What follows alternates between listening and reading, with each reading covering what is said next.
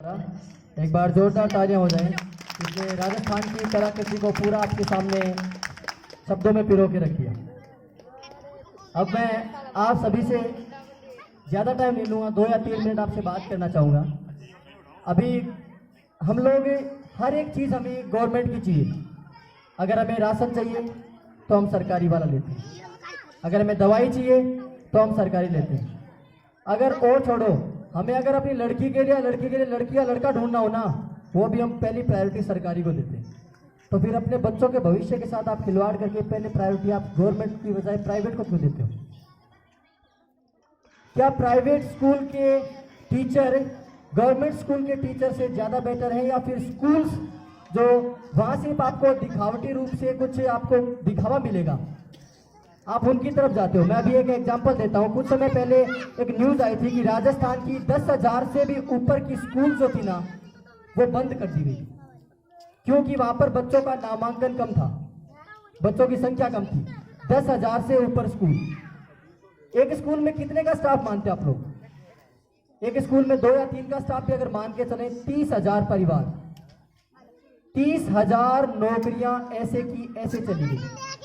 वो 30,000 गई, वो जो स्कूल्स बंद हुई उनके टीचर्स को किसी दूसरे स्कूल में डाला गया, क्योंकि वहां टीचर तो थे ही ना, उनको दूसरे स्कूल्स में डाला गया। 30,000 वो पोस्ट गई, 30,000 किसी और स्कूल की गई। कितनी पोस्ट गई? 60,000। 60,000 की अगर वैकेंसी आई तो राजस्थान कितने परिवारों में उत्साह होता? जिन परिवार के लगे उसके अलावा भी कई परिवारों में उत्साह होता ना, क्योंकि 60,000 परिवार अगर मान लीजिए उसमें से 10 या 15,000 की किसी के साथ शादी होती है तो उनको भी, वो परिवार भी तो अच्छा हुआ ना। तो कुल मिलाकर के 70 से 80,000 परिवारों की हमारी खुद की गलती की वजह से काम खराब हुआ उनका। आपको खुद को सोचने की जरूरत है।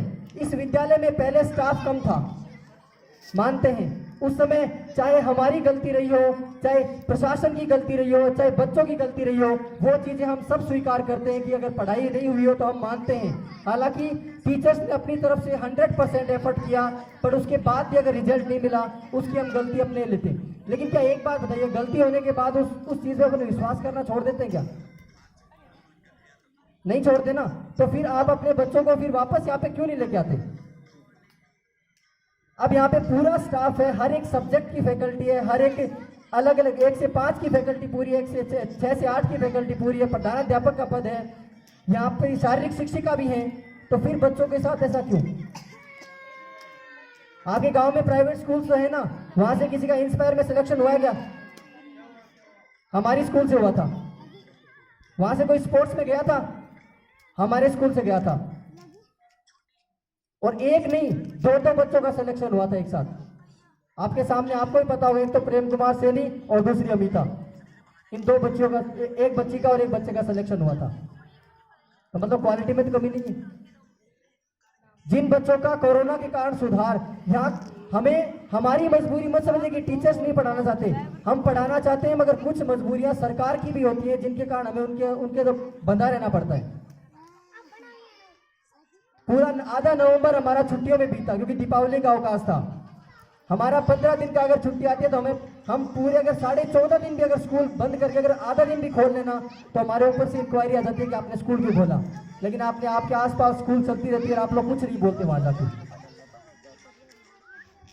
दूसरी बात, आप लोग प्राइवेट में वहां जाते हो, वहां पे आपको 25% के तहत आपका सीटें लेते हैं ना, कि 25% वहां पे बच्चों को फ्री एजुकेशन देते हैं, एक बच्चे के साथ एक बच्चा फ्री।